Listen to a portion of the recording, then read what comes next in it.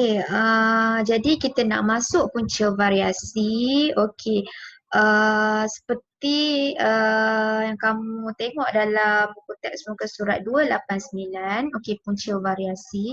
Terdapat dua faktor punca variasi iaitu variasi faktor genetik dan faktor persekitaran. Jadi sekarang ni cikgu nak terangkan tentang faktor genetik. Okey, faktor genetik ni dia akan menyebabkan perubahan pada kandungan genetik pada individu spesies yang sama. Okey, akibatnya terdapat variasi dari segi genetik yang dinamakan variasi genetik. Okey, dekat sini, okey, first sekali, okey, cikgu sambung lagi. Keadaan ini biasa berlaku semasa proses meiosis seperti penggabungan semula genetik, proses pindah silang, penyusunan rawak kromosom homolog dan juga semasa persenyawaan secara rawak. Okey, jadi kita nak tengok dekat sini. Okey, gambar yang cikgu tunjukkan ini adalah penggabungan semula genetik melalui pindah silang. Okey, ingat tak proses pindah silang berlaku di mana? Okey, proses pindah silang berlaku semasa mana? Profasa kan? Pada fasa profasa 1. Okey.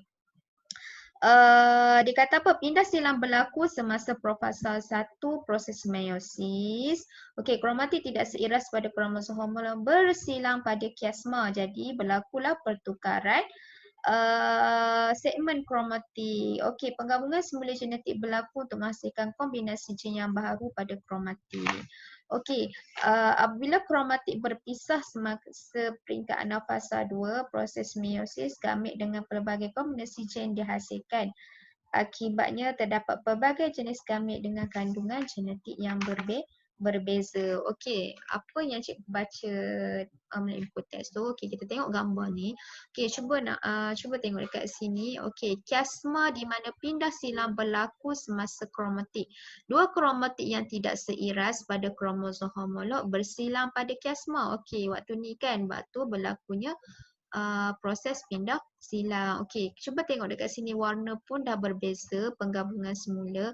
Okey, yang kromosom ni dia ambil genetik kromosom ni, yang kromosom ni dia ambil genetik kromosom ni.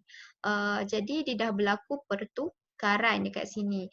Okey, pertukaran segmen kromatik tidak seiras berlaku menyebabkan pertukaran bahan genetik. Okey, dan akhirnya dekat sini kromatik berpisah membentuk gamit dengan kandungan genetik berbeza. Okey, ingat tak? Okey, sewaktu meiosis satu daripada ibu, okey, induk daripada ibu dan juga induk daripada ayah. Okey, yang ni di mana pertukaran genetik daripada ayah pergi dekat sini, pertukaran genetik ibu pergi dekat sini. Maka apa yang dia hasilkan waktu ni lah variasi akan berlaku. Sebab itulah kalau kamu tengok dalam adik-beradik kita semua lain-lain kan. Muka pun lain-lain. Okey, boleh? Okey, so dekat sini faktor pertama adalah sewaktu profasa 1 melalui proses pindah silang. Okey, dan seterusnya kita nak tengok pula yang kedua iaitu faktor yang kedua iaitu penyusunan rawak kromosom homolog. Okey, cikgu fokuskan sikit. Okey, dekat gambar ni. Okey, cuba teka dekat mana penyusunan rawak kromosom homolog ni. Okey, kalau kita tengok dia beratur dekat satah katulistiwa. Jadi dekat sini adalah proses apa dia? Metafasa 1. Okey. Dia kata apa? Semasa peringkat metafasa 1, pasangan kromosom homolog tersusun secara rawak pada katulistiwa sel. Okey, setiap pasangan kromosom homolog tersusun menghadap kutub secara bebas, tidak bergantung kepada pasangan kromosom homolog yang lain. Okey. Dia ceritanya macam ni. Uh, Okey, so waktu metafasa 1 ni, okey, ingat tak daripada profasa 1, okey dia dah bertukar kan pindah silang berlaku. Okey, jadi ada dua warna hijau dan juga warna ungu. Okey, untuk gambar pertama ni, kita tengok dia susun dia. Okey, tengok hijau dia dua-dua sama dan juga ungu dia dua-dua sama. Kalau macam ni, hijau satu, ungu satu. Ungu satu, hijau satu. So ikut suka dia, dia nak susun macam mana melalui proses metafasa. Daripada sini pun kita boleh nampak dekat sini variasi genetik berlaku dekat sini. Sebab apa? Sebab ikut suka dia nak susun macam mana. Bila dah yang ni susun hijau-hijau, ungu-ungu, yang ni hijau ungu, ungu hijau, automatiklah nanti akhir sekali dia akan dapat anak yang berbeza. Okey. Yang ni metafasa 2 dan akhirnya kita tengok dekat sini. Okey, yang ni hijau-hijau, ni hijau-hijau, ni ungu-ungu, ungu-ungu. Yang ni lain daripada gambar satu. Yang ni hijau ungu, ungu hijau.